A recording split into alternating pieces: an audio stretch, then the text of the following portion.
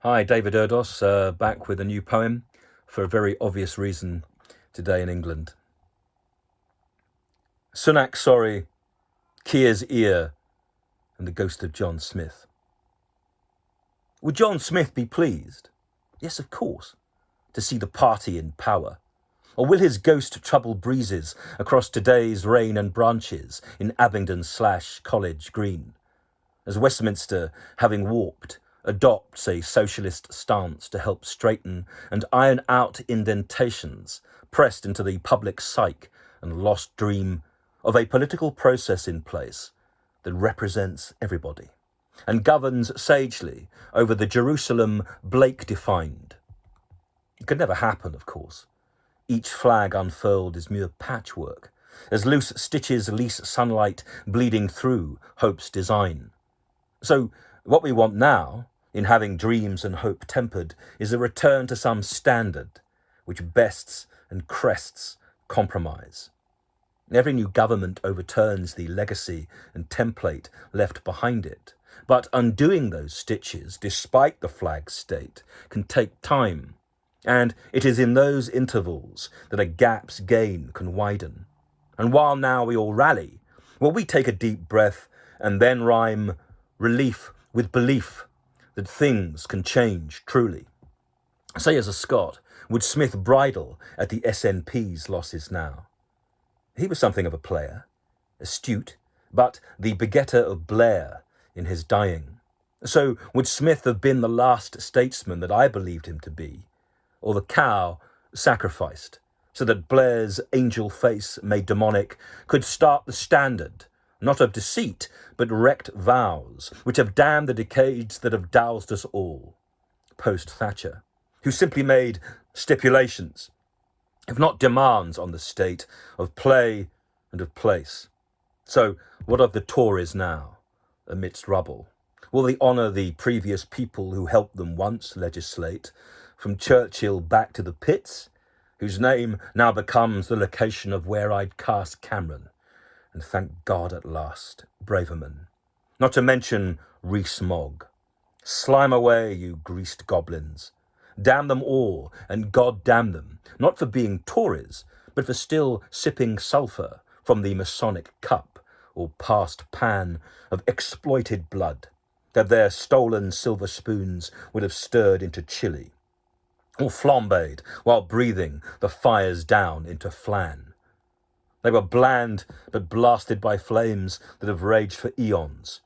As 14 years became endless, perhaps what Rishi sought was escape, and ignoring advice from his grandees and supporters was a so-called intelligent man, so persuaded that after the dominoes fell he could scrape victory.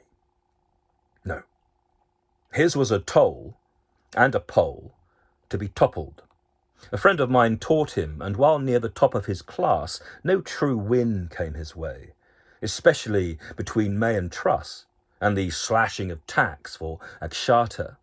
This whipping boy made from women is now an Asian Christ soaking sin from what has been wrought in the social sphere as religion, with political priests as abusers, fucking fake news across spin. And the world we have now has been spun, so much so that we're dizzy, and can, or so it seems, never settle, and never attain equipoise. I wouldn't put it past them to try and beg bad Boris back, if I'm honest, with Nadine Dorez as siren, imploring him, both breasts heaving in a burnt bikini, sunbed scorched, for big boys. But first and foremost, he said to us all, he was sorry. And so he should be, with a glint in his eye and sad frown. He had heard the anger. Most do. But what is then done to resolve it? Or do we fan fury until it hurricanes and tears down all of our structures? Each dream, and therefore each drama, can starm a storm watched by former leaders like Gateskill or Attlee, of course, as PM? Or will he just swish through a panorama of puddles? Can Sir Keir tame the tempests which today pitter-patted and made what's historic stilled tonic in Glory's gin, will the stem of his glass full of gain snap in twain, as the tastes and tangles of complication, which are wrought from a broken system, now spill. How keen is KEIR'S ear? He said he was listening about Gaza. After the anti-Semitic slur within Labour, which rumours now will he kill? May his legal skill lead us all away from the skirmish. After talking to Macron and Zelensky, will he still stall Palestine? The ghosts of Smith and Tony Benn glare. Kinnock was on hand last night hosting a no longer empty seat. Clear all cushions. Today, tests are opened in the ongoing examination of time.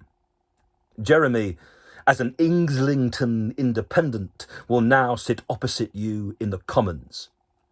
So now I wonder, on both sides of the river, will the socialist stream fully flow? And where will Marxism mix as the tide turns from the Tories? Will the common cause carry swimmers, or will we now surf from sun-kissed waves into snow? Farage's reform now has seats, which means that even glory gains gristle. By this coming winter, Trump could nuke us all from his cell. So Keir, as I write, your car is easing into King Charles's court. Sunshine simmers. The socialist stream strains for oceans, as Laura Kuenssberg and the public breast wait to swell. Keir, keep your ear to the ground, and make our polling cards keys to hope's chamber. Make fireworks out of beacons, becalming the beaches once blasted. Your speech must mean something. So make today, torn like others, be one we can reaffix, and in times to come, genuflecting, be one we can once again proudly tell. Sunak left in rain. Starmer stalks sunlight.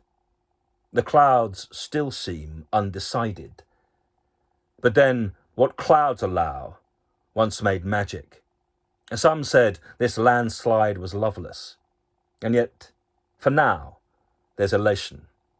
Polish your wand to perfection, and may those clouds bestow modern spells. David Erdos, the 5th of July, 2024. Best of luck, everyone.